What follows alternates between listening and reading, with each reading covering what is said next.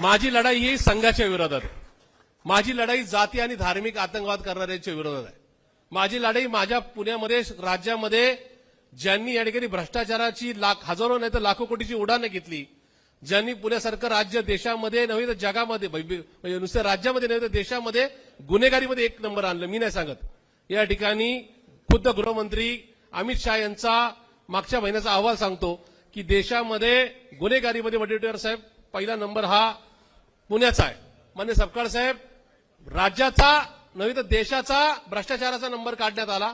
त्याच्यामध्ये मान्य प्रधानाध्यक्ष साहेब त्यांनीच दिलाय. म्हणजे या राज्यात सुद्धा भाजपचं सरकार आहे आणि वर सुद्धा भाजपचं सरकार आहे. त्यांच्या गृहमंत्र्यांनी जो सपकाळ साहेब जो का अहवाल दिलाय त्याच्यामध्ये भ्रष्टाचारामध्ये महाराष्ट्र पहिला आणि महाराष्ट्रामध्ये पुणे पहिला. पुणे कोणाच्या ताब्यात आहे तर भाजपच्या ताब्यात आहे.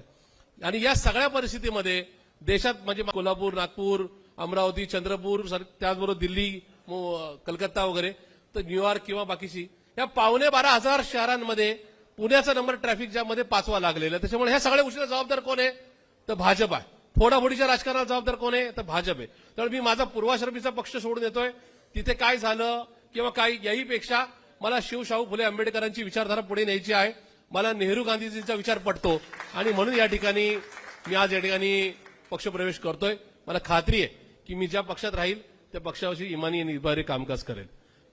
मला दाखला द्यायचा जर झाला तर माझं फेसबुक किंवा सोशल प्लॅटफॉर्म जे कनेक्ट आहेत त्याच्यामध्ये माझा पर्सनल व्यावसायिक किंवा पर्सनल माझं जे काय मेल आयडी आहे तो प्रशांत जगताप पुणे ncp@gmail.com. माझा जगात दुसरा कुठला मेल आयडी नाही. मी मुद्दाम का सांगितलं की पक्षाच्या विचारधारेबरोबर जॉईन झाल्यानंतर मला असं कधी वाटलंच नाही की कधीतरी हा पक्ष सोडेल आणि त्या ठिकाणी माझा मेल आयडी वेगळा असला पाहिजे. आता तो बदलेला भाग वेगळा आहे. पण 26 वर्ष 6 महिने 14 दिवस त्या पक्षात राहिलो. कधीही गद्दारी केली नाही, कधी बंडखोरी केली नाही, कधीही इकडचं तिकडे केलं नाही. पक्षाच्या नेत्यांबरोबर खासगीत म्हणजे चर्चा झाली. ती चर्चा कधी माध्यमांना कळवली नाही, बाहेर कधी कळवली नाही आणि तो तसाच एकरूपपणा मी काँग्रेसमध्ये दाखवेल.